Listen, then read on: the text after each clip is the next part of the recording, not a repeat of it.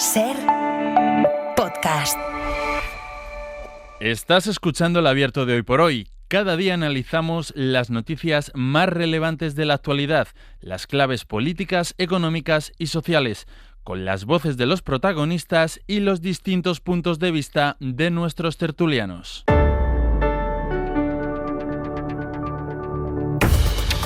En el tiempo del abierto esta mañana nos van a acompañar Carina Semiborgo. Hola Carina, bienvenida. Buenos días. Aquí en este estudio recoleto. Me gusta esta palabra, para hablar de las cosas así recogidas, ¿no? Este estudio recoleto en el que estamos. Sin piano. Ignacio, sin piano.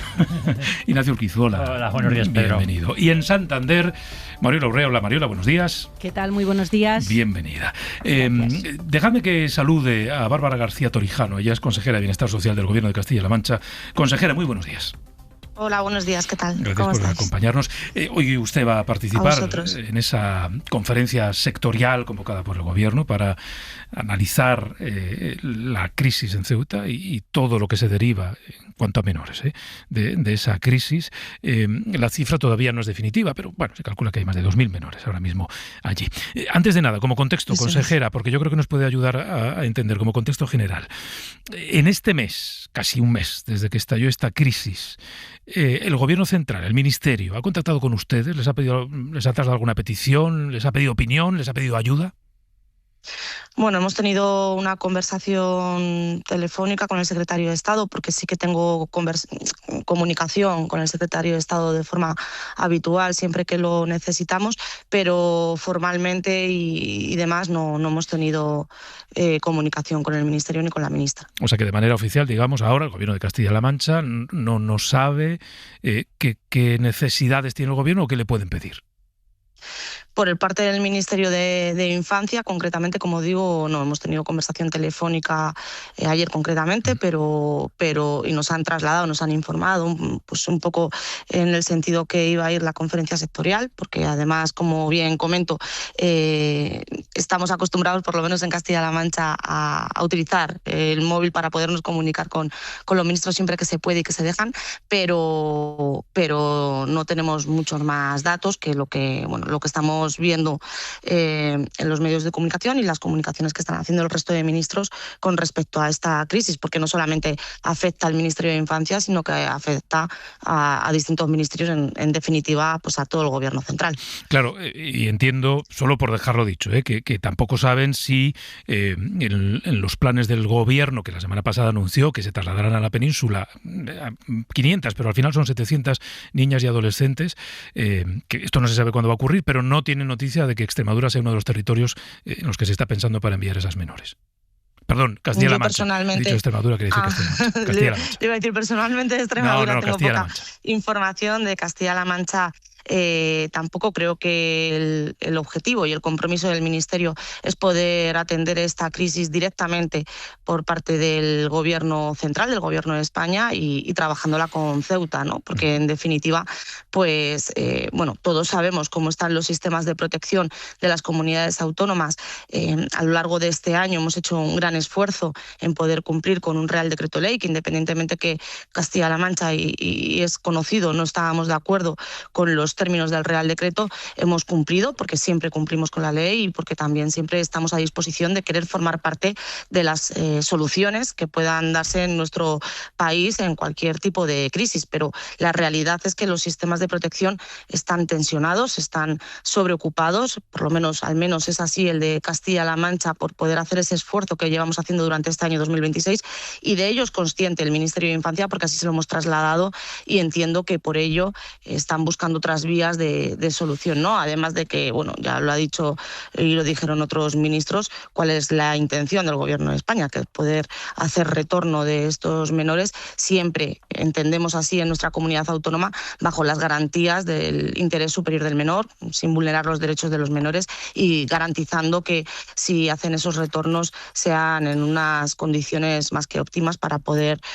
tener una seguridad, ¿no? Estos niños y niñas que en definitiva estamos hablando de que son menores, en algunos casos muy pequeños, y que hay que garantizar sobre todo que, pues que no se vulneren sus derechos. Consejera, ya que habla de que el sistema de acogida de menores de Castilla-La Mancha está tensionado, creo que era la palabra que utilizaba, ayúdenos a entender esa dimensión con datos. ¿Cuántas plazas tienen ustedes y a cuántos menores acogen? Bueno, nosotros en Castilla-La Mancha tenemos un sistema de protección que siempre hemos trabajado porque fuera el que más garantizase la seguridad y los derechos de nuestros menores, ¿no? Y por tanto lo combinamos con una importante parte de familias de acogida y otra importante parte porque es necesario de plazas de hogares de acogida para estos menores. En este último año, como decía, hemos hecho un esfuerzo importante y se han tramitado más de 350 expedientes con menores para poder atender a la respuesta del Real Decreto Ley, lo cual es un número superior al que nos marcaban en el Real Decreto, y el total de expedientes comunicados definitivos son 267. O sea, quiero decir que son cifras en donde destacan notablemente con respecto a otros años y donde hemos tenido que hacer un esfuerzo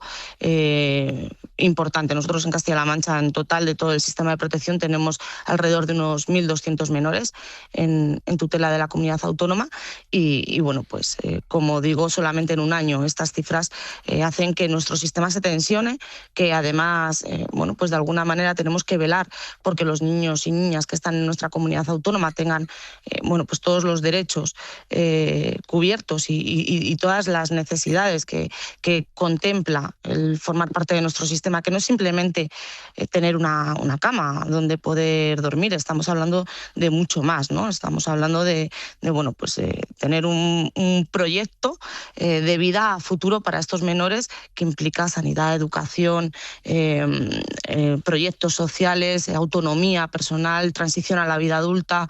Un proyecto mucho más amplio y más ambicioso, que es el que entiendo que todas las comunidades autónomas están dispuestas a poder dar a estos niños y niñas, y que desde luego no debería hacer aguas este sistema en ningún momento. Y en eso estamos trabajando y luchando en Castilla-La Mancha, puesto que estamos en una situación complicada, ¿no? En la que, como digo, nuestro sistema ya no puede aguantar más. Y todo esto además supone, lo hemos dicho muchas veces y no nos gusta tener que hablar de ello, pero es una realidad, supone una financiación añadida y un esfuerzo económico importante, que como somos una comunidad autónoma solidaria y que entendemos que hay que estar en las respuestas a los problemas que puedan surgir en nuestro territorio español, así lo hacemos. Pero la solidaridad puede ofrecerla cuando tiene algo que dar en igualdad de condiciones, no cuando ya está en un momento extremo. Entiendo, consejera, dos cosas de lo que nos dice. La primera, que si el gobierno les pide acoger a más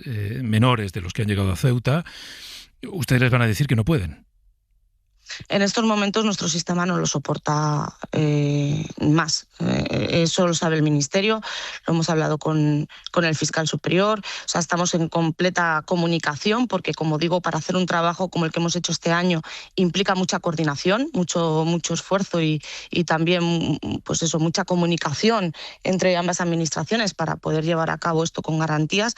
Pero en este momento Castilla-La Mancha está en una situación en donde todo su sistema está en sobreocupación y no puede asumirlo. También es cierto que entiendo y espero que la idea del Ministerio, que nos vayan a trasladar hoy en la conferencia sectorial, donde en un principio el único punto de orden del día era la derivación de los 25 millones para Ceuta para poder atender esta crisis, y después se ha incorporado otro punto de información para poder saber o abordar un poco más esta crisis que está sucediendo.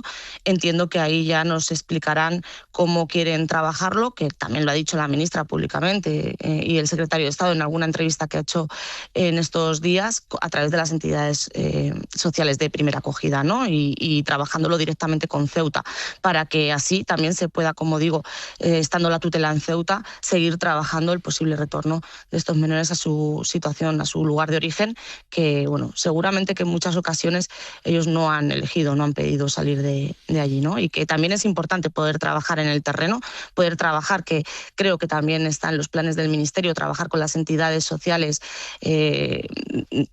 de allí, de Marruecos, ¿no? del propio terreno, para poder garantizar que los niños y niñas puedan allí ya tener oportunidades de futuro, que es de lo que se trata, ¿no? Poder trabajar en esa cooperación internacional. Y una última idea que creo que residía en su respuesta anterior. Lo que le piden al gobierno también es dinero, ¿no? Financiación. Bueno, al final no debemos de olvidar que por mucho que las comunidades autónomas queramos aportar y queramos ayudar y queramos tener solidaridad, esto no responde solamente a eso, ¿no? Esto es una crisis muy superior. Estamos hablando de una política migratoria en la que hay que tener un control de fronteras, en el que hay que dar una respuesta general ante una crisis de estas características, y para ello tiene que responder el Estado como tal, ¿no? Y por supuesto que para ello pues hace falta poner recursos económicos encima de la mesa sin miramientos y dar respuesta. Mientras tanto se toman otras medidas. Desde luego que lo que ha pasado en este verano en Ceuta no debía de haber pasado y debía de haberse controlado de otra manera, y desde luego hay que trabajar también en ello, ¿no? No solamente en la crisis en la que estamos ahora por lo que ha sucedido, sino en evitar que este tipo de situaciones vuelvan a darse en la mayor brevedad. Y además, como digo, eso es competencia del Estado, ¿no? Para ello tiene que estar el Gobierno de España trabajando y también, por supuesto, en la medida que las comunidades autónomas podamos ayudar o aportar, porque no solamente, como decía, hablábamos del gasto que hace un menor en un hogar, sino también de todos los servicios públicos que hay que ofrecerle alrededor, y eso a las comunidades autónomas nos supone un coste importante que hay que asumir y que el Gobierno de España, desde luego, debería de asumirlo. Pues Bárbara García Torijano, consejera de Bienestar Social del Gobierno de Castilla-La Mancha, gracias por habernos atendido esta mañana. Buenos días. Nada, muchísimas gracias a vosotros. Buenos días. Buenos días. Bueno, pues la dimensión de la que hemos hablado mucho este verano, en este tiempo de tertulia, de los menores, de los más de 2.000, sabemos que son más de 2.000. No tenemos la cifra exacta, pero sabemos que son más de 2.000. De los menores que se han quedado en Ceuta, algunos de ellos están ya bajo tutela, digamos, de la ciudad autónoma, otros todavía no, porque no han pasado por, digamos, los servicios en los que se les filia y se toman los datos y se les registra, ¿no? Yo voy a empezar por ti, Mariola. De la conversación con la consejera me llama la atención, que no sé si ha pasado así con todas las comunidades, pero que siendo además una comunidad del PSOE, la primera llamada con el Ministerio se diera ayer, en víspera de esta conferencia sectorial. Me llama poderosamente la atención, porque yo creo que en el fondo es un pespunte más, ¿no?, de una realidad en la gestión de esta crisis, y es que algunas cosas están ocurriendo tarde, algunas cosas todavía no han ocurrido y deberían haber ocurrido, algunas respuestas se están dando a veces de manera titubeante, e incluso, luego hablaremos de la crisis de los polideportivos, que, en fin, sinceramente uno no entiende por qué pasa. Algunas respuestas incluso se dan de manera torpe o de manera equivocada. Mariola. Estoy totalmente de acuerdo contigo, Pedro. Yo creo que alguien en esta crisis no ha sabido calibrar ni su dimensión, ni su alcance, ni su proyección a futuro, y creo que eso es un error político difícilmente aceptable para quienes están en las máximas responsabilidades de gobierno. Dicho esto, creo que al escuchar a la consejera y entendiendo esa parte de la sorpresa que manifiesta acerca de cuándo recibió llamadas o no y en qué momento se les ha convocado para una conferencia sectorial, también conviene recordar a la audiencia que estamos en el estado de las autonomías, que España es un gobierno multinivel y aquí hay distintos niveles de responsabilidad, de corresponsabilidad. No solo se hace análisis político apelando o no al principio de solidaridad interterritorial en la búsqueda de soluciones a un problema de dimensión multifactorial. Las comunidades autónomas también son corresponsables en la búsqueda de soluciones a los problemas que tiene España. Y me sorprende que la consejera se detenga tanto tiempo en su intervención en hablar de lo que no le corresponde a ella, de lo que la comunidad autónoma no tiene competencias. el retorno, la devolución al país de origen de los menores, la cooperación con países de origen, el control de fronteras. Todo eso, según nuestro reparto competencial, le corresponde al Gobierno central. Y, sin embargo, no asuma su parte de corresponsabilidad en lo que es el conjunto de competencias que tiene como gobierno autonómico, y desde luego la gestión de los servicios sociales es una de ellas. Si los servicios sociales están al límite de su capacidad, es obligación de la comunidad autónoma ampliarlo, dotarlos económicamente y hacerlos resilientes para afrontar un problema que es de todos, no es del Gobierno nacional, es del Gobierno de España en su nivel multinivel, porque estamos en un gobierno de las autonomías. Por lo tanto, a la responsabilidad del gobierno, lo que es del gobierno, pero a la corresponsabilidad con las soluciones también de las comunidades autónomas. Karina. Bueno, yo creo que la responsabilidad sobre esto, el enunciado después de 3 semanas, de casi un mes que venimos conversando sobre esto, claramente aquí hay una obligación. La obligación del Estado es tanto proteger a sus ciudadanos como favorecer el retorno de muchos, estamos hablando de más de casi 80.000 personas que entraron de manera excepcional ese día en Ceuta. Un mes después todavía está este problema. Es decir, la Conferencia Sectorial de Infancia no resuelve el problema central de Ceuta, que sigue siendo el mismo. Ha habido una entrada masiva de personas, los menores son una parte del problema, pero además aquí hay un elemento que es mi pregunta. Puede, y claramente hay un estado de las autonomías, pero aquí hay varias dimensiones. Bruselas ha dicho que quienes tengan derecho a quedarse, quienes no tienen derecho a quedarse deben volver. Eso incluye a los menores.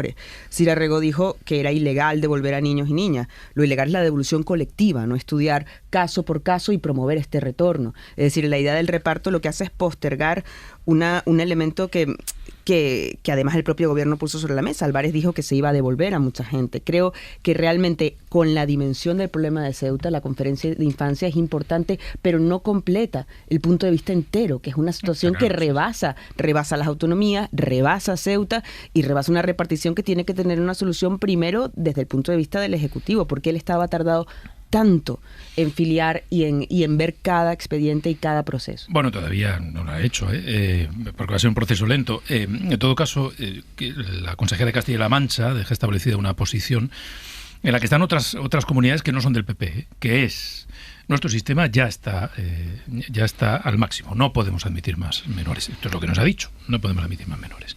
Hemos llegado hasta donde hemos llegado, de hecho hemos superado la cifra que nos corresponde a partir de ese decreto que responde a una sentencia que nos obliga a coger por cupos. Dice, además, un modelo en el que no estuvimos de acuerdo. Ya dijimos que este no era el modelo que nosotros queríamos, pero que estamos cumpliendo porque nos obliga la ley, pero ya está, hasta aquí, ¿no? Al final, el gobierno va a tener que gestionar este problema sobrevenido. Ya no se trata de dar una solución a los menores que están allí. Es que hay comunidades, unas del PP, otras del PP y Vox, y alguna del PSOE, que les está diciendo, pues es que yo no me envíes a nadie que no los pueda atender. Sí, yo creo que este debate hay que tenerlo además con cifras, ¿no? Entonces, vamos a poner algunas y otras vamos a hacer un poco de exploración. Para empezar, ese Real Decreto que establece, que es del año 2026, establece que cuando una comunidad autónoma supera en un 300% su capacidad de acogida, automáticamente se produce un reparto de esos menores, ¿no? La Ceuta tiene una capacidad de acogida de 29. Creo que ha superado el 300% hace bastante tiempo. Holgura, sí. Y dice que automáticamente, hace un mes de esto, y se hace la reunión ahora. Por lo tanto, hay un Real Decreto que establece unas normas que parece ser que se cumple, pues digamos, con una cierta velocidad. Cuando vamos a ese Real Decreto, además, establece que la capacidad de acogida que tiene España, sumando todas las comunidades autónomas, son en torno a 17.000 menores. Esa es la cifra que establece. Bueno, ahora mismo es difícil saber cuántas hay, porque hay una cierta opacidad, tanto en el reparto como en digamos, en los que hay ahora mismo vigentes, pero se calcula, según el Observatorio Permanente de Inmigración, el último dato creo que es de 31 de marzo de 2026, que hay 21.000 menores no acompañados en España. Por lo tanto, ya se superan 4.000 la capacidad de todas las comunidades autónomas juntas. No sabemos unas cuantas más o unas menos, ¿no? Pero ya se está superando y ahora se les va a pedir un esfuerzo mayor. Por lo tanto, es verdad, y tiene Mario de la Urrea razón, que es una cosa corresponsable, pero yo sí que creo que esta crisis de Ceuta está suponiendo un test de estrés a nuestro Estado autonómico. Está poniendo a prueba cómo puede funcionar y cuánto puede funcionar.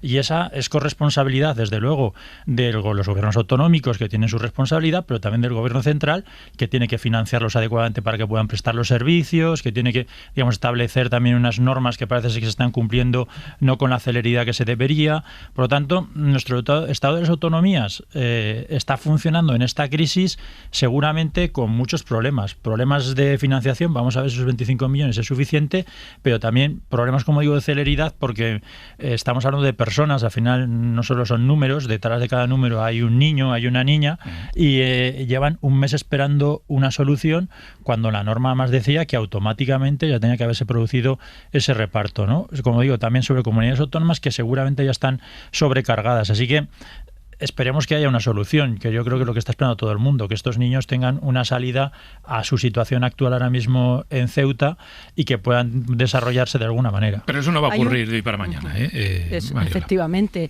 Hay un elemento que hemos comentado en estos micrófonos en las últimas semanas. Cada vez que los ministros o responsables políticos apuntaban a una devolución inmediata de quienes habían entrado irregularmente en Ceuta, desde estos micrófonos hemos advertido que esa idea de devolución inmediata era proyectar una realidad imposible. Las devoluciones, para ajustarse a la ley, no pueden ser inmediatas, no van a ser inmediatas, y menos aún en el caso de los menores, que tienen un procedimiento con muchísimas más garantías, que implica la identificación en el lugar de origen del entorno familiar que los vaya a acoger. Y si esa identificación no existe, la devolución no es posible legalmente hablando. Eso requiere la cooperación de Marruecos, por lo tanto, una situación más compleja todavía si cabe. Por lo tanto, hay un error político en haber apuntado una solución que era jurídica, legalmente inviable. Las devoluciones inmediatas en el caso de menores no son posibles. Segundo, creo honestamente que un Estado democrático, un Estado como España, un Estado resiliente, no puede ofrecer como respuesta la idea de estamos colapsados, porque esto no puede ser cierto. Cuestión distinta es que necesitemos un incremento de financiación, que necesitemos explorar vías extraordinarias para dar respuesta inmediata a un problema que tenemos encima de la mesa. Pero la respuesta de un Estado serio no puede ser estamos colapsados. Y cuando digo Estado, es Estado a nivel de Gobierno central y Estado a nivel de las comunidades autónomas. Jamás aceptaría yo en un equipo de gobierno autonómico que alguien dijera que nuestros sistemas están colapsados. Eso, para un político, debe ser una línea infranqueable.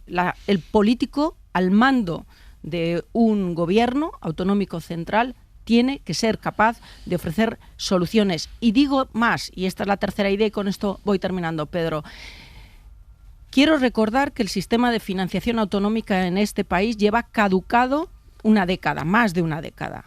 Quiero señalar que el Gobierno central tiene una propuesta de reforma de ese modelo de financiación que implicaría un refuerzo de los sistemas de servicios sociales. Quiero recordar que muchas comunidades autónomas se han opuesto a esa propuesta que incorpora un incremento de recursos. La pregunta es, ¿a qué estamos esperando? ¿A qué estamos esperando si es solo y exclusivamente una cuestión de recursos? Pero, ¿sabes, Pedro, qué creo? Que bajo la idea de que los servicios sociales de algunas comunidades autónomas dicen estar colapsados, lo que hay es un miedo a enfrentarse a la solución de este problema a unos meses de las soluciones.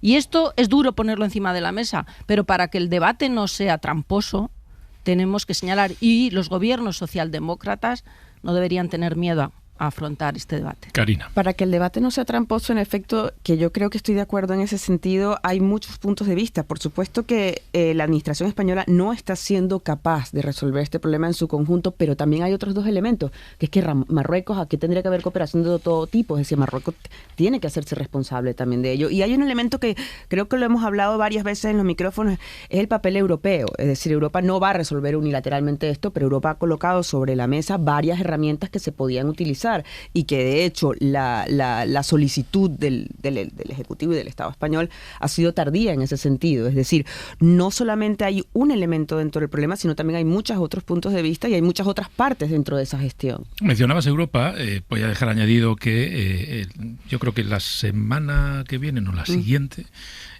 Juan Jesús Vivas va a viajar a Bruselas, ¿no? Que esta es una dimensión relevante, muy, muy relevante, no solo por la posición política que han mantenido algunos gobiernos, también por la posición que luego ha sostenido la Comisión Europea.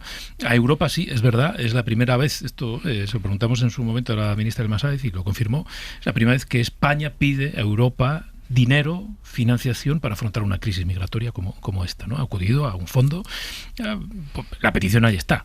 Ya veremos también cuánto tarda Europa en resolver. Ignacio.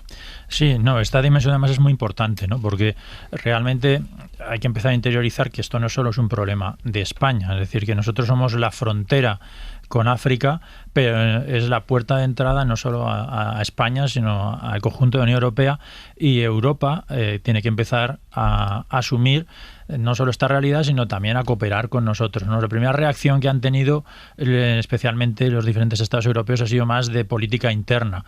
Todas las reacciones que hemos visto ha sido como pues Meloni, como la primera ministra danesa. Todo el mundo está pensando más en sus opiniones públicas nacionales que en el conjunto de Europa.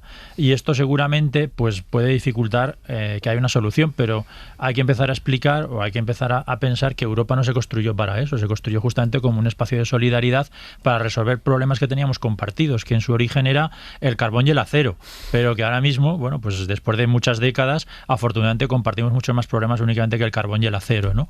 Y eso es lo que tendría que empezar a establecerse. Lo que pasa es que es verdad que las mayorías ahora mismo que hay en Europa no son muy favorables a la inmigración, porque en la inmensa mayoría, menos España, Dinamarca y Malta, el resto son ahora mismo gobiernos conservadores que no tienen una posición muy pro inmigración, por lo menos de cara a la opinión pública, porque luego es verdad que cuando uno mira los datos y mira algunos de sus comportamientos, pues han estado regularizando inmigrantes, como ha sido el caso de Italia o Alemania hasta hace no mucho con Angela Merkel.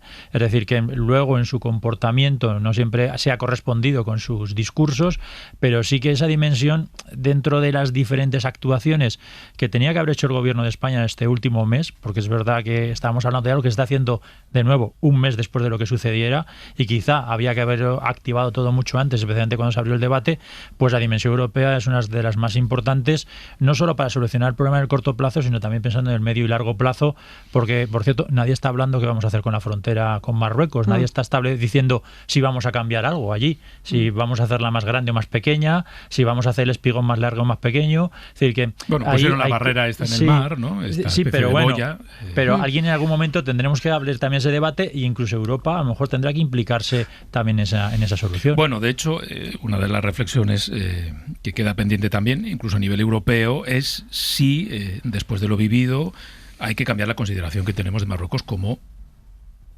socio o país, en fin, no me sé la terminología, ¿no? Pero como un país seguro para en términos de relaciones diplomáticas de Europa respecto a Marruecos, para, yo qué sé, pues esto, devolución, retorno de nacionales, etcétera, etcétera. Bueno, pero claro, alguien dirá, pues esto ya cuando se solucione primero el problema que hay en la ciudad.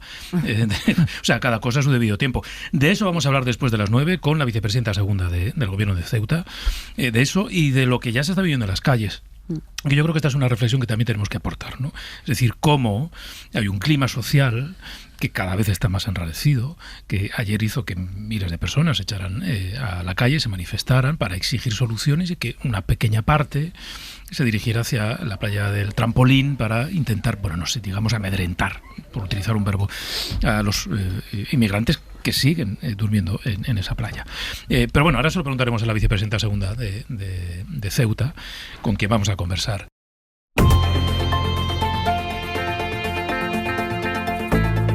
El Abierto. Ser podcast. Bueno, pues aquí seguimos en el tiempo del Abierto con Karina Sáenz Borgo, con Ignacio Urquizu y con Mariola Urrea.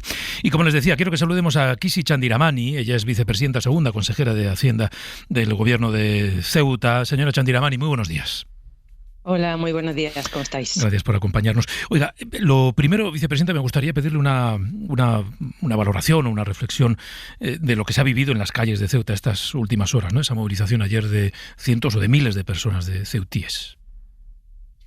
Bueno, pues la gente está cansada, la gente necesita respuestas y creo que es una contestación absolutamente normal y legítima en los momentos tan complicados, tan difíciles que está viviendo la ciudad desde hace ya un mes.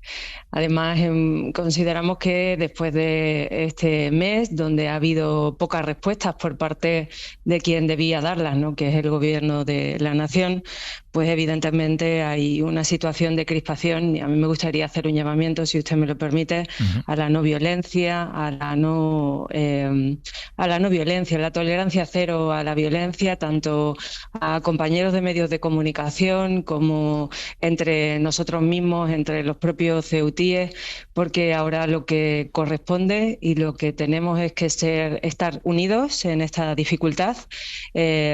Y solicitar, pedir, por supuesto se puede salir a la calle y pedirlo legítimamente, pero siempre en un ambiente de tranquilidad, porque esa alta crispación no nos lleva a ningún sitio. La verdad es que la tensión en la ciudad de Ceuta es muy elevada y creo que entre todos, nosotros como entidades políticas, instituciones, medios de comunicación, debemos llamar a la calma, porque esta tensión puede llevarnos a donde nadie quiere que estemos. Claro, una de las imágenes que se vio ayer, y quería preguntarle por ella, pero en fin, ya ha avanzado un poco su reflexión, es la de cientos de personas, digamos que un puñado de quienes se manifestaron, que acudieron a la playa del Trampolín. La policía tuvo que intervenir para que no accedieran al lugar donde sigue habiendo inmigrantes. No sé si ustedes temen que este tipo de incidentes puedan ir a más. Evidentemente, esta tensión en la que vive la ciudad nos hace temer que pueda ir a más, esperemos que no. Anoche a las 5 de la mañana también se ha reportado un incidente en una barriada en Benzú, donde han participado algunos inmigrantes y también militares.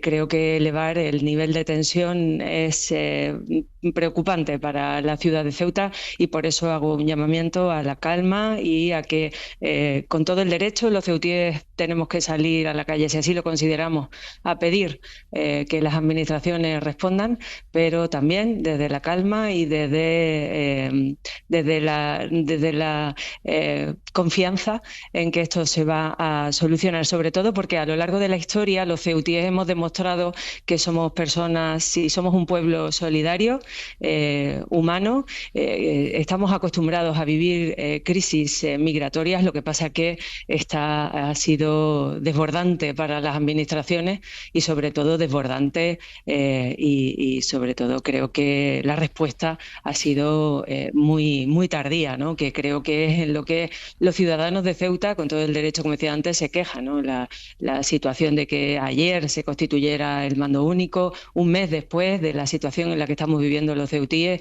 pues claro, esto hace que evidentemente la tensión vaya en alza porque no hay respuestas, porque lo que creemos fundamental es que si desde el minuto uno se hubiera dado una respuesta acorde a las necesidades, creo que los ceutíes hubieran encontrado respuestas, ¿no?, del gobierno a lo que estamos pidiendo, y lo que pedimos es volver a la normalidad. Lo hemos dicho muchas veces, añoramos la Ceuta del 29 de julio, el día antes de que sucediera esto, hace un mes. Añoramos la Ceuta donde, como todos los veranos, se disfrutaba de las calles, los paseos, la playa, las vacaciones de nuestros niños, y este año, pues lamentablemente, no ha podido ser así. Y en esa paciencia que tienen los ceutíes, hubiéramos entendido que si hubieran adoptado algunas medidas, se nos hubiera explicado cuál era el plan para volver a la normalidad, pero nada de eso ha sucedido. Entonces, claro, la paciencia tiene un límite y creo que un mes es tiempo más que suficiente para que esa paciencia se agote. Además, las emociones están a flor de piel, los sentimientos están a flor de piel, nos sentimos abandonados, hemos pedido, rogado, implorado, suplicado atención a lo largo de este mes. Pedíamos cosas, creo que son muy entendibles, ¿no? Una, volver a la normalidad; otra, muy importante, seguridad; otra, más medios para la frontera, para que nos asegurasen que esto no va a volver a suceder; más medios para proteger a los ciudadanos de Ceuta, seguridad en las calles, más medios policiales, Guardia Civil, más medios en extranjería para atender todo lo que tiene que ver con los procedimientos administrativos de retorno, tanto de mayores como de menores, que es lo que nos dijo el ministro Marlaska que iba a suceder desde el primer minuto, también el ministro Álvarez, y todo eso en este mes no se ha producido. Mire, también le tengo que decir que nos agarramos a un clavo ardiendo, cuando no hay nada, nos agarramos a un clavo ardiendo. Ayer se reunió el comité de seguimiento del mando único y como decía, nos agarramos a un clavo ardiendo. De nada a tener ese comité de seguimiento, estamos expectantes. Este comité se va a reunir una vez a la semana y se va a dar cuenta de los avances, de los medios, de toda la disposición que va a poner el Estado a Ceuta y bueno, vamos a ver, esperamos con confianza y esperanza, mucha esperanza, que esto funcione. Ya que menciona la reunión de ese comité de seguimiento, no sé si usted puede aportarme algo de luz sobre alguna duda que hemos planteado ya esta mañana. Oiga, ¿qué está pasando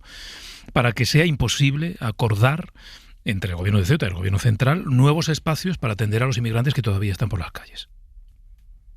Mire, nosotros aportamos el domingo, si no recuerdo mal, un listado con posibles ubicaciones de espacios donde creemos que no se va a alterar la convivencia entre los ciudadanos de Ceuta y entre los ceutíes y las personas migrantes que evidentemente necesitan una atención humanitaria.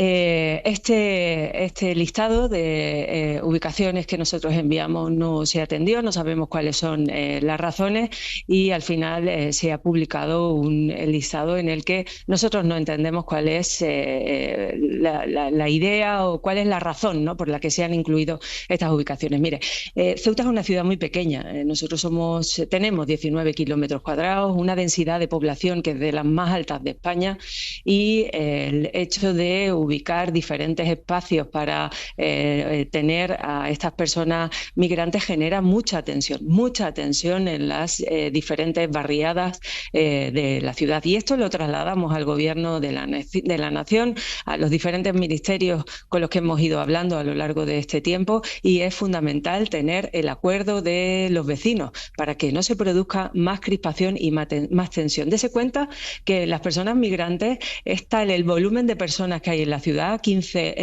hablamos de 12.000 personas, esa es otra cuestión importante. No sabemos todavía, un mes después, cuántas personas hay en la ciudad, ni adultos ni menores, que han llegado los días 30 y 31 de julio, pero calculamos que entre 10.000 y 12.000 personas por el número de alimentos que se le dan, el número de atenciones de alimentación que se le dan. Entonces, sin saber cuántas son, hay personas migrantes por todos sitios, en las playas, en los barrios, en los portales, en los parques infantiles. Por donde vaya en la ciudad hay personas migrantes. Esto ya ha generado una tensión durante este mes y lo que no queremos es generar más. Entonces, por eso creemos que es fundamental que haya un acuerdo con los vecinos. Y luego el uso de los polideportivos. Dese cuenta que desde el 30 de julio los ceutíes nos hemos autoconfinado. No salimos a la calle. Para ir a comprar al supermercado, fíjese que tenemos restringidas las barras de pan que podemos comprar. Solo podemos comprar 2 por persona. La normalidad y las situaciones cotidianas que cualquier ciudadano español vive en cualquier otro territorio, aquí durante un mes no se dan. Y no hemos tenido playas, como decía, no hemos tenido parques, no hemos tenido paseos, no hemos tenido terrazas y ahora resulta que tampoco vamos a poder tener deporte en invierno porque quieren usar los pabellones deportivos, cuando la ciudad ha ofrecido otras ubicaciones alternativas.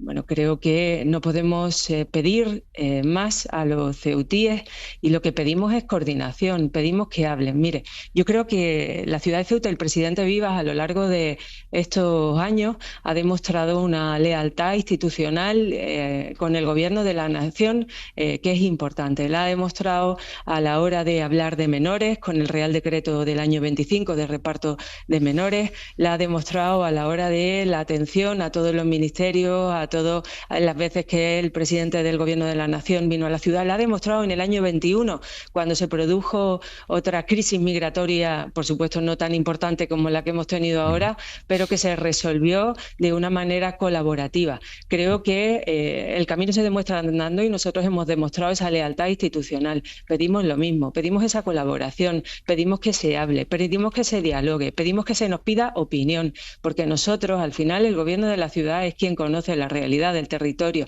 y en esa colaboración nos van a encontrar siempre. Como decía antes, nos agarramos a un clavo ardiendo y ese Real Decreto y ese mando único, ¿no?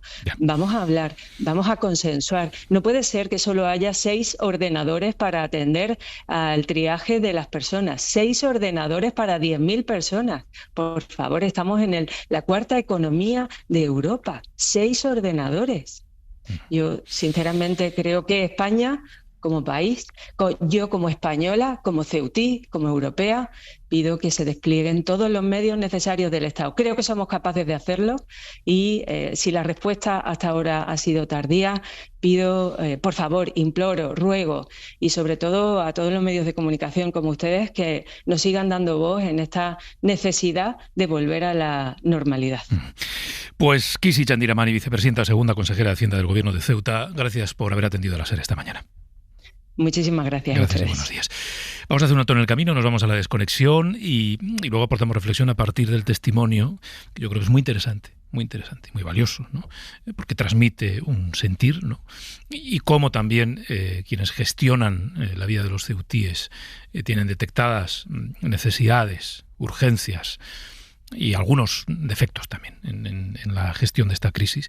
Bueno, luego lo comentamos, seguimos.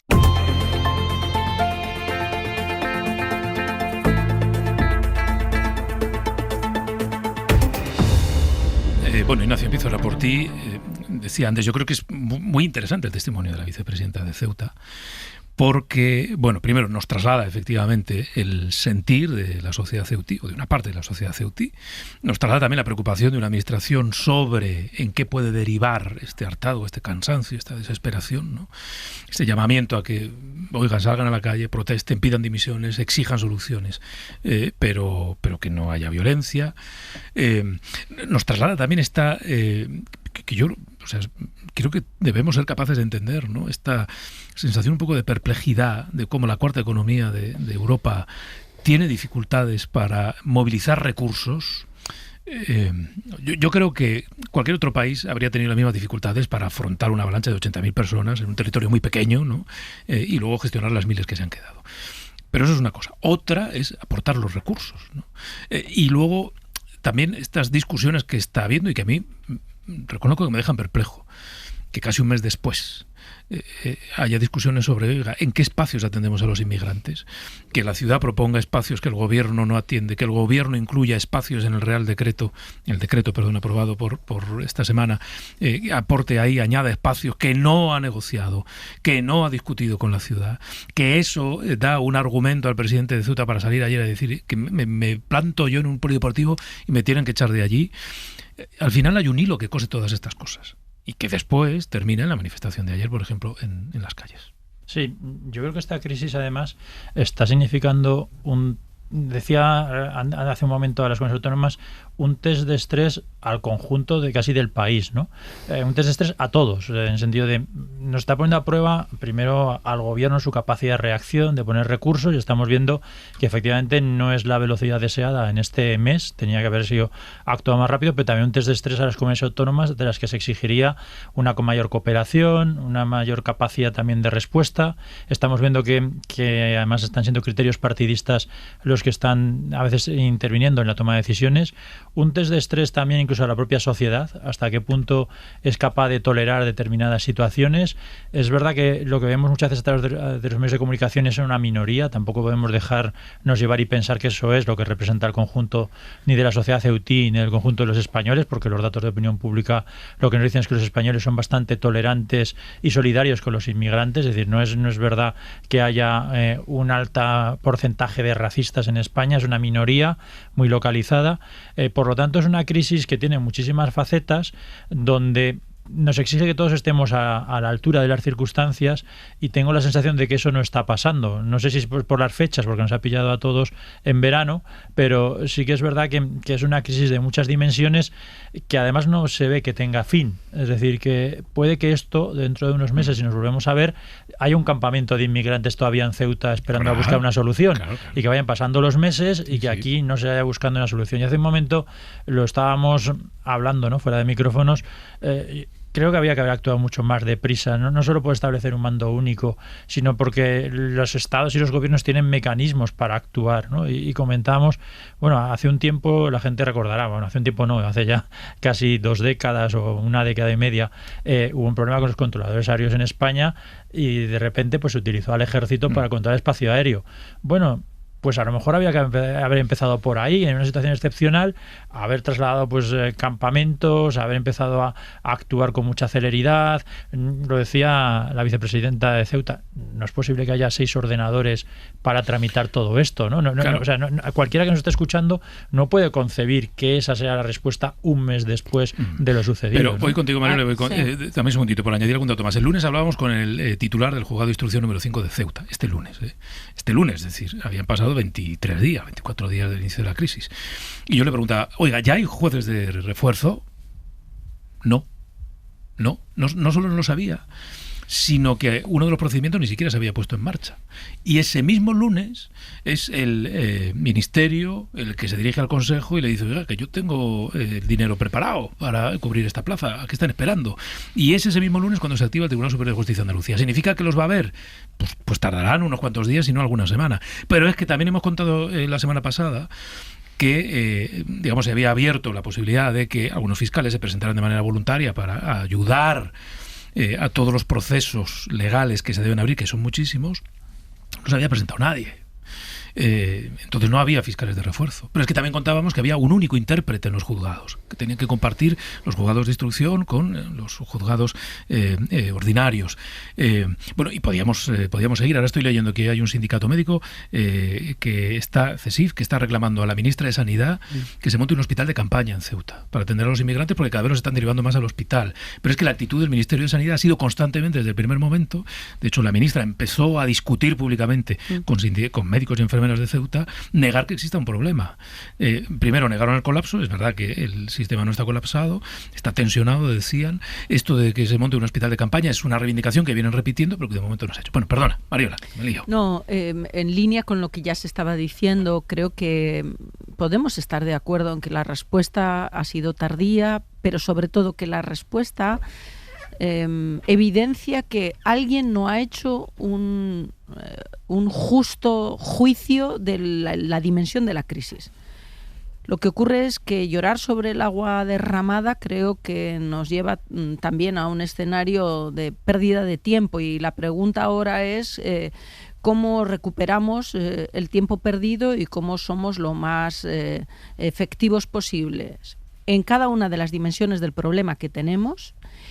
Y sobre todo y especialmente también, y esto quiero subrayarlo, en la manera que, en el mensaje que trasladamos a Marruecos acerca de la resiliencia de nuestro Estado para abordar este problema y otro similar que pudiera venir o que alguien pudiera tener tentación de activar en un momento determinado, porque no quiero olvidar que esta cuestión no es una crisis migratoria, que esta cuestión no es un flujo migratorio que llega de manera intensa a Ceuta, esto es un ataque híbrido. Por lo tanto, cualquier discusión pública que subraye dudas acerca de la resiliencia como país para hacer frente a este tipo de situaciones nos fragiliza frente a quienes, y no apunto a nadie, sino a una complejidad geopolítica mundial frente a quienes creen que pueden desestabilizarnos. Por tanto, hay una llamada también a la responsabilidad de todos los que tienen responsabilidades políticas, porque con sus acciones, con sus omisiones, con sus discusiones por encima o por debajo de la mesa, también es un mensaje que estamos trasladando a quien pudiera estar interesado en desestabilizar a España, no solo al gobierno de España, a España como país, utilizando técnicas no convencionales. Y creo que esto lo tenemos que tener en cuenta también en una dimensión de complejidad geopolítica como la que estamos y en la que se integra esta crisis. Claro. Karina. Bueno, sin duda alguna aquí, como decía Ignacio, hay un test de estrés, hay una prueba de test de estrés tanto del gobierno central como de las autonomías, pero hay un test de estrés también al tema de la democracia. Por supuesto que este flujo exagerado de migración, de una migración coercitiva, la que ha utilizado Marruecos, ha puesto en el centro algo y ha iluminado algo. ¿Hay dificultades para resolver el problema o hay falta de voluntad política para resolver el problema? Porque tenemos un mes. Es cierto que llorar sobre la leche derramada no conduce a nada, pero también es verdad que sin un esclarecimiento de responsabilidades es muy difícil delimitar también las formas. Una frontera también implica una voluntad política, es decir, la ley tiene que estar allí, tiene que haber una gestión y una reflexión, y el hecho es que el origen del malestar es real. Es decir, Ceuta tiene apenas 20 kilómetros cuadrados y ha soportado, y sus ciudadanos llevan un mes soportando esto, toda esta situación sobrepasada. Tú hablabas de los tribunales, sin duda alguna el sistema médico, pero claramente lo que no hay es un concierto en esta idea de cómo gestionar este problema. Y lo que creo es que de alguna manera ningún fracaso de ningún gobierno concede a nadie el derecho de establecer patrullas o de establecer vigilancias o de establecer, es decir, crear situaciones de tensión, que es lo que la vicepresidencia está diciendo. Es decir, vamos a hacer un llamado a la calma, ¿no? Es decir, a la contención. De alguna manera tiene que haber contención, y creo que en un entorno, además, en un debate, digamos, donde este tema es electoral y la inflamación del tema electoralista del migrante es muy suculento para determinados grupos políticos, se van generando una acumulación y un caldo de cultivo que no es pernicioso desde todo punto de vista. Sí, Ignacio. Sí. Yo solo por añadir, porque es verdad que estamos poniendo sobre la mesa muchos de los problemas que ha tenido, pero creo que dentro de ese test de estrés que estamos asistiendo, hay algo de lo que tenemos que hablar de forma positiva, ¿eh? Y sobre todo lo digo porque hace 1 o 2 días ha tenido problemas algún compañero vuestro de otro medio de comunicación, y es que los que mejores han estado en esta crisis han sido los medios de comunicación, que hemos podido ver sobre el terreno cómo han desplazado allí a muchos de sus periodistas, y nos han estado mandando imágenes y señales, y hemos estado hablando con personas, con responsables políticos, con todo el mundo allí, y yo creo que eso nos ha dado una buena dimensión de lo que estaba sucediendo, ¿no? Es decir, que es verdad que dentro de todos los problemas que estamos asistiendo, sí que me gustaría poner en valor el papel que han tenido los medios de comunicación. Es decir, pero no siempre sucede. Es decir, que hay veces que dentro de este clima de polarización, donde incluso se acaba trasladando también a los medios de comunicación la polarización, pues justamente en esta crisis, gracias a todas las personas que ha habido allí mandando las señales, yo creo que la gente ha sido más consciente de lo que estaba pasando y de la dimensión a la que nos enfrentamos, que no siempre sucede en ese desestrés a la democracia de nuestro país, donde justamente, bueno, pues hemos podido ver muy de cerca todo eso, ¿no? Pero sí que es verdad que el resto de actores, y aquí son muchos los implicados, es decir, que no es que haya un único responsable, hay muchos responsables de lo que está pasando, porque es verdad que el gobierno tiene su responsabilidad, pero la oposición gobierna en muchas comunidades autónomas, y la oposición podía haber tenido otra actitud, me refiero, que podía haber dicho, bueno, yo me ofrezco como alternativa para presentar un conjunto de soluciones. Yo no sé cuáles son las propuestas del Partido Popular ante el problema de Ceuta si esto vuelve a suceder. No sé qué harían ellos si estuvieran en el gobierno, porque no lo han contado. En el gobierno central, me refiero, que en las comunidades autónomas ya sabemos lo que harían, que es no cooperar, ¿no? Pero si tuvieran el gobierno central, ¿qué harían? Es decir, que es la respuesta. Déjame que cierre aquí este capítulo, porque quiero que tengamos tiempo todavía para algunas cosas más. Voy a dejar dicho que... Lo digo por si luego a lo largo de la mañana o de mañana lo acabamos contando, que ha empeorado el estado de salud del rey Harald de Noruega, que está ingresado y se encuentra muy grave. Es la última noticia, por si de repente ocurre cualquier cosa, y venimos aquí lo de la radio a decir ha muerto el rey Harald de Noruega y la gente se pregunta ¿por qué? Pues porque está enfermo y porque su estado ha empeorado. Y quiero que abramos comunicación, a ver cuánto aguanta, con Pakistán, con Sebastián Álvaro, alpinista, aventurero, periodista. Sebastián Álvaro, muy buenos días. Hola, buenos días. Pero va muy interesante lo que decía Urquizu. Sí, se te escucha entrecortado. Entiendo que, bueno, tendremos problemas con la conexión. Vamos a intentarlo, Sebastián, vamos a intentarlo. A ver si podemos mantener la conversación al menos un rato. Tú estás en Pakistán ahora, ¿verdad? Sí, acabo de llegar esta mañana, hace un par de horas. Salí ayer de Madrid vía Estambul.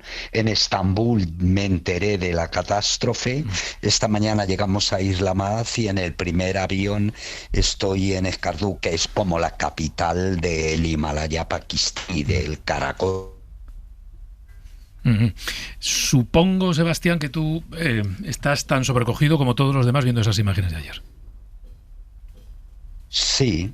Lo que pasa es que estoy sobrecogido, pero también es cierto que hace muchos años que los científicos están alertando sobre las consecuencias de la subida de las temperaturas, sobre todo en las montañas altas, con todo lo que tiene de repercusión en los glaciares. Es decir, desde hace además unos 15 años se ha acelerado el retroceso de los glaciares, y eso trae consigo una serie de factores que el informe lo que decía es: debemos de prestar más atención a las montañas de Nepal, de Pakistán, de China, del Himalaya, en definitiva, porque va a tener consecuencias catastróficas sobre la población. Claro.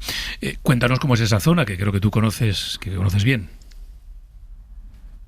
Bueno, la zona, digamos, fronteriza de Nepal con el Tíbet, primero tiene unas diferencias geográficas, orográficas, que marcan el terreno.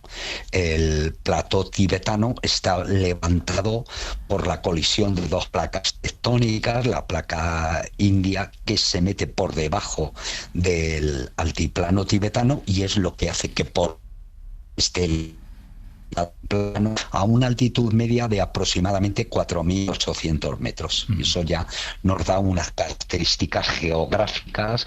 No hay árboles para 4.800 metros, no los hay, mientras que la vertiente nepalí es frondosa, recoge todas las aguas del monzón y se encuentran pues a partir de 700, lo cual provoca de primera una serie de desnivel brutal entre el altiplano. No, se está estropeando mucho esta comunicación, que yo creo que va a ser difícil mantener. Era muy interesante, bueno, ya lo intentaremos retomar, si no para mañana o cuando consigamos tener mejor comunicación con Sebastián Álvaro, porque era interesante que nos contara cómo es esa zona, ¿no? Porque la conoce, porque de hecho él nos decía que ha hecho varias expediciones a uno y a otro lado, ¿no? Pues decenas de ellas. Sebastián Álvaro tiene una larga vida y una larga trayectoria por lugares como ese, y era interesante que nos describiera cómo era esa zona, pero es que es difícil mantener la conversación y sobre todo seguir el hilo de lo que nos está contando. Pero bueno, al menos nos ha servido para recordarnos esos informes que alertaban del impacto en los glaciares del cambio climático. Se están buscando explicaciones a lo sucedido. Yo supongo que todos estamos impactados con las imágenes, Ignacio, que veo que asientes, porque son tremendas. Son tremendas, son brutales, absolutamente brutales.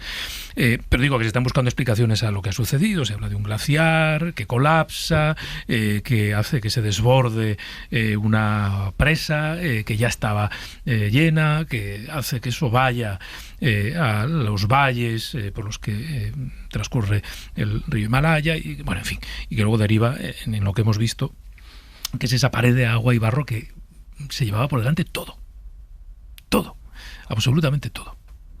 Sí, la verdad es que son imágenes impactantes, ¿no? Que gracias a las nuevas tecnologías hemos podido verlas en las redes y en los medios de comunicación, pero que al mismo tiempo esa tecnología no ha podido salvar a todas esas personas. Es decir, que lo hemos visto todos en directo, pero bueno, pues hay miles de desaparecidos. Vamos a ver cuál es la dimensión de la catástrofe, y efectivamente nos vuelve a recordar que esto del cambio climático es una cosa bastante seria, que no nos lo podemos tomar a broma, ni tampoco podemos negarlo como hacen algunas personas, ¿no? O sea que es una pena. A ver si podéis recuperar la conexión con Sebastián, si no mañana pasado, no, mañana, sí, porque es una persona que conoce además muy bien toda aquella zona y que puede explicar muy bien lo que ha sucedido, ¿no? Pero es muy impactante, sí. Claro, es que a veces, últimamente, cada vez más, de los sucesos naturales no hay que hablar como un mero suceso natural. Sí. Antes, yo qué sé, podía serlo, ¿no?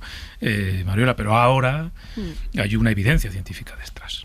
Y yo creo que, fíjate, Pedro, que reivindicar que los debates públicos estén articulados dentro del perímetro de lo que permite la ciencia es un ejercicio de resistencia democrática cada vez más necesario, porque estas noticias, hablabas de imágenes impactantes, resultan casi imágenes cinematográficas, pareciera como que no son reales, sino construidas para proyectar alguna realidad de ficción y sin embargo son de verdad, ¿no? Y se han arrasado todo lo que tenía por delante y desde luego muchas vidas humanas. Pues bien, esto lo decía, la conexión que has tenido a pesar de las dificultades. Bueno, esto se era capaz de anticipar, obviamente no la dimensión de la tragedia, pero que esto podía ocurrir, y eso lo explica la ciencia. Por eso todavía tener que ser paciente con quienes niegan los efectos del cambio climático, con quienes están dispuestos también desde las redes y también desde algunos pseudomedios a cuestionar ese perímetro de la ciencia como imperativo para la conversación pública, resulta muy pesado. Karina. Bueno, el peligro no ha terminado, que es una de las cosas que está en esta conversación. Es decir, pueden haber nuevas riadas súbitas, que es realmente lo que genera temor, ¿no? La gestión también de algo que ya se estaba previsto, podía ocurrir, pero sobre todo la gestión en además un territorio que económicamente va a salir muy afectado también de todo esto, además de las pérdidas humanas y la dimensión además de lo que significa como problema, ¿no? Nepal como ejemplo de que realmente todo el tema climático es un tema cuya vigencia no prescribe, al contrario, ¿no? Pide mayor discusión y mayor investigación y tomar más en serio el tema del cambio climático. Pero fijaos además que, claro, afecta a países donde China menos, pero Nepal más, donde la estructura para responder a una tragedia de este tipo es muy precaria. De hecho, no somos capaces somos capaces de imaginar, pero no tenemos datos sobre la dimensión de la tragedia, porque en el lado nepalí los recursos pues son escasos y trabajan pues como pueden. De hecho, bueno, estamos viendo imágenes de la gente extrayendo pues cadáveres en palas, excavadoras, bueno, como además como esta idea, Pedro, de para lo que contamina, es decir, cuánto contamina Nepal realmente, ¿no? La cantidad de lo que sufre, es decir, hay una repartición desigual absolutamente de este tema. Y luego algo que a mí me llama la atención, que esto es una reflexión que me hago cada vez que ocurre algo similar a esto, ¿no? A mí me sorprende mucho. Reconozco que el valor de los vídeos está ahí por gente que los ha grabado, pero me sorprende mucho que hay gente grabando con su móvil situaciones en las que su vida está en peligro. Y en este caso lo había, es decir, gente grabando cómo viene la avalancha. Yo cada vez que lo pienso digo, pero ¿en qué mundo estamos? En el que en lugar de salir corriendo hay gente que se para a grabar. Pero esto y otras desgracias de todo tipo, ¿no? Que luego dices, bueno, pues mira, gracias a que se paró a grabar lo podemos ver, ¿no? Pero me llama mucho la atención. Pablo Anzola, muy buenos días. ¿Qué tal, Pedro? Buenos días. Vamos a hablar de Meta, vamos a hablar de uno de los grandes debates de la humanidad.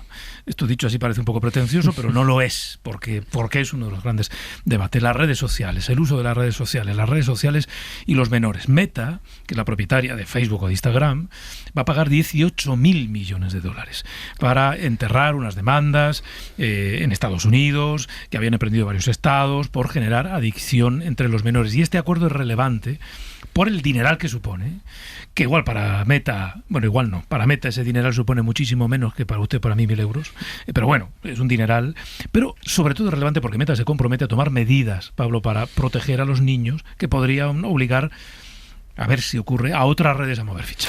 Eso es, Pedro. Hasta 18.000 millones de dólares va a pagar Meta para zanjar el mayor proceso judicial de su historia. Un desembolso que, aunque lo decías, es menor al que pedían los fiscales estatales. Bueno, equivale en torno al 25% de sus beneficios anuales. Esto viene bien para entender la magnitud del movimiento, aunque con este pago, con este acuerdo que va a tener que hacer a lo largo de los últimos 10 años, de los próximos 10 años, Meta entierra las demandas impuestas por casi una treintena de estados norteamericanos. ¿De qué le acusaban? Bueno, en resumen, de 3 asuntos. Por un lado, de contribuir, lo decías también, a la crisis mental de niños y adolescentes al diseñar deliberadamente sistemas altamente adictivos para ellos. Segundo, por recopilar sus datos ilegalmente al hacerlo sin el consentimiento paterno. Y tercero, también por engañar a los consumidores, porque todo esto lo hacen, según las acusaciones, ocultando información sobre los riesgos reales y ofreciendo además una falsa sensación de seguridad a los padres. Meta asegura que no hay nada de lo que preocuparse, pero sus documentos internos dicen otra cosa. Esto es lo que aseguraba en el arranque del juicio el fiscal general de Colorado, documentos en los que Meta ha llegado a reconocer, por ejemplo, que sus redes, y esto es literal, explotan las debilidades de la psicología humana. Meta lo niega, pero paga ahora para dar carpetazo en un acuerdo interesante, además, porque deja repercusiones importantes. Una primera repercusión directa sobre las pantallas de los niños y adolescentes en Estados Unidos, que básicamente puede resumirse en más protección. La dueña de Facebook y de Instagram va a limitar por defecto a 2 horas el tiempo de uso de sus plataformas y va a tomar además otras medidas como bloquear las notificaciones en horario escolar, también el uso nocturno de esas aplicaciones o, por ejemplo, los filtros de maquillaje extremo que pueden usar los menores. Y una repercusión también indirecta sobre el sector tecnológico en general, porque en este juicio Meta ha venido defendiendo, que si solo ella aplica las medidas, los menores pasan a otras aplicaciones, así que ese acuerdo contempla, por ejemplo, que si TikTok y YouTube aplican restricciones similares y pagan una parte de esa compensación económica, pues Meta va a tener que abonar únicamente el 70% de la cantidad inicial. Bueno, este acuerdo habla de Estados Unidos, Pero ¿y en Europa qué está pasando? ¿Qué medidas se están adoptando para intentar proteger a los menores de su exposición en las redes? En España, vamos a recordarlo, el gobierno anunció este año que quiere prohibir, de momento es un anuncio, el uso de las redes sociales a menores de 16. Sí, la Comisión Europea tiene abiertos varios procedimientos a estas plataformas por incluir la ley aquí en Europa, la ley de servicios digitales. A Meta le investiga por no hacer lo suficiente para proteger a esos niños y a TikTok por exponerles al ciberacoso o al contenido violento. Aquí en España el presidente del gobierno anunció en febrero que prohibirá el uso de las redes sociales a los menores de 16 años y todo en el marco de una ley orgánica que ya se está tramitando en el Congreso de los Diputados. Además de ampliar de 14 a 16 esa edad mínima para abrir una cuenta, la norma incluye otras muchas medidas. Por ejemplo, introduce en el Código Penal esos deepfakes, esos desnudos falsos o imágenes violentas cada vez más fáciles de generar por la inteligencia artificial, y también hace obligatorio para los fabricantes de smartphones, de teléfonos móviles, la introducción por defecto de controles parentales. De fondo, por cierto, Pedro, aquí en España las últimas encuestas apuntan a que el 60% de los adolescentes asegura precisamente que sabe saltarse el control de sus padres para acceder al entorno digital. Bueno, y luego está el enorme negocio que rodea a los niños y adolescentes en la red, porque esas compañías, aquí está una de las claves, si no la clave. Esas compañías generan beneficios millonarios precisamente con la publicidad dirigida al público menor. Sí, porque más tiempo conectados, más dinero para ellas. Es un engranaje adictivo que monetizan a costa de la salud mental de los jóvenes. 40 minutos y ya luego se te quitan las ganas de seguir estudiando. Así que aquí van 4 marcas que yo siempre busco en 20. Entre scrolls infinitos como estos que escuchamos, notificaciones invasivas, likes, las 6 principales redes sociales, YouTube, Snapchat, Instagram, Facebook, X y TikTok, se embolsaron solo en Estados Unidos y solo en un año 11.000 millones de dólares por colocar en las pantallas publicidad dirigida a niños y adolescentes. Estos son los resultados de un estudio de Harvard publicado el año pasado que revela, por ejemplo, que 1 de cada 3 euros que ingresa TikTok por publicidad proviene de anuncios, por cierto muchas veces fraudulentos, dirigidos a menores de edad. Bueno, pues gracias, Pablo. A vosotros. Gracias, Pablo. Este es un asunto muy relevante, Mariola. Tengo 2 minutos nada más, pero por lo menos para dejar dicho algo, porque, claro, las estructuras, digamos, las regulaciones legales de los países han tenido que adaptarse a una realidad que es la de las redes sociales, sobre todo para proteger a los más vulnerables. Los vulnerables lo son en diferentes ámbitos de la vida y los menores ante las redes sociales lo son, ¿no? Y este debate, que es global, no solo aquí, en Francia también se plantea la prohibición a los menores, Nueva Zelanda esta semana también lo anunció, yo creo que es una tendencia que se va a ir extendiendo, ¿no? Pero bueno, en este caso Meta, en el pago está el reconocimiento, aunque lo nieguen, en el pago está el reconocimiento, y en las medidas que va a adoptar está la confirmación de que efectivamente se podía haber sido más escrupuloso en el uso de los menores de las redes. Sí, yo quería apuntar esto, Pedro, que señalas. El acuerdo de Meta lo que hace es enfatizar el impacto de las redes en los menores, La regulación jurídica, la fragmentación de la misma por estados o bloques normativos es una realidad, pero hay que recordar que la regulación jurídica es la respuesta siempre a una realidad, un problema, un desafío. Previo a la regulación es la toma de conciencia clara de que estamos ante un problema, de que estamos ante un desafío. Y durante muchos tiempos hemos negado el impacto de las redes en los menores y también en los adultos. Lo que ocurre es que obviamente el bien jurídico a proteger es más intenso en el caso de los menores que en lo de los adultos. Ojalá este acuerdo sirva para eso, sobre todo para que ya nadie discuta que hay un impacto y tenemos que discutir socialmente si estamos dispuestos a que estas empresas hagan de nosotros unos seres humanos ya mutados, más allá de monitorizar todos y cada uno de nuestros comportamientos. Que no tengo tiempo para más. Qué desastre, qué desastre. Yo creo que de esta, ya desde mañana ya no sigo haciendo Hoy por Hoy. que se me ha echado el tiempo encima. Gracias, Mariola, gracias, Karina, y gracias, Ignacio. Y gracias por este verano en general, no solo por la tertulia de hoy, que ha sido un placer. Muchas gracias. Un abrazo. Un abrazo.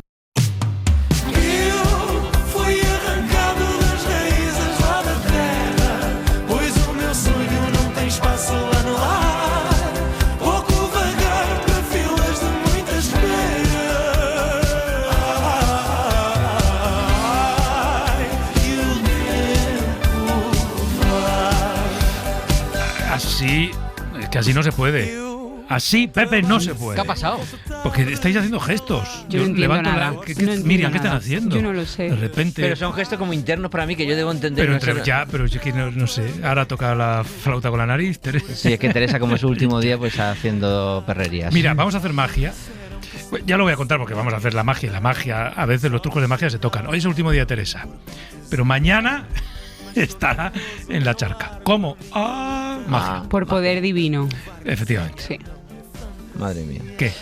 Bueno, estamos muy musicales estos días. Sí. Y los jueves especialmente, que es el día que te traemos versiones. Y hoy vamos a ir a saco. Vamos con nuestras absolutas favoritas. Vale. También vamos a tener a Sara y Julia Travazos, que son dos hermanas que han versionado espectacularmente en nuestra sintonía de la mesa de verano. No lo he escuchado. Te va a encantar, la verdad. Y muy bien, muy bien. Vale. Y David Marqueta, que ha estrenado un podcast increíble que me escuché ayer sobre la historia de Corita Viamonte. Y bueno, tiene que conocer todo el mundo la historia de esta mujer. David Marqueta, compañero de Radio Zaragoza. Luego nos va a contar esta historia. Bueno, y en La vida secreta de las cosas, Nuria Rodríguez nos va a hablar de algo que ha marcado el siglo XX, como la radio, los grandes almacenes. Y este edificio, que es historia de la radio, también es historia de los grandes almacenes, porque el primer gran almacén antes de existir la radio en este edificio estuvo aquí. Almacén París. Madrid-París se llama, Madrid-París. Bueno, pues vamos a hablar y voy a traer un invitado que es David Molinero, que lleva 30 años trabajando con promotores de centros comerciales Y a mí hoy me da mucha pena porque, bueno, es un poco semana de despedidas y he estado muy mano a mano con Claudia Polo y los 21 gramos y hoy pues terminamos. Y bueno, vamos a hablar de, yo creo que la mejor parte de la comida para mí, que es la sobremesa. Lo que pasa después de la comida. Sí. Los postres, los dulces, las pastitas. La charleta. El carajillo. Eso el licorcito. Y para no perder la costumbre de enfrentar compañeros de la radio, en nuestro concurso de antes o después, hoy les toca el turno a Miren Azcue de Radio Santander y Carlos Abengózar de Ser Toledo. Fantástico. Y después la charca. Yo cuando llegué a la radio, cuando llegué a la radio todavía existía el SEPU.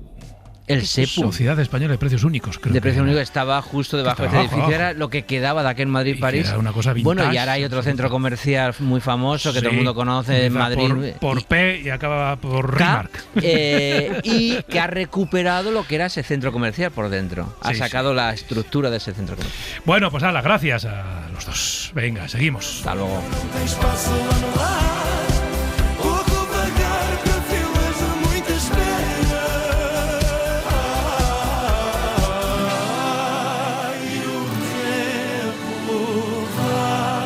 Deixei no sul a minha mãe, pro sonho não ficar.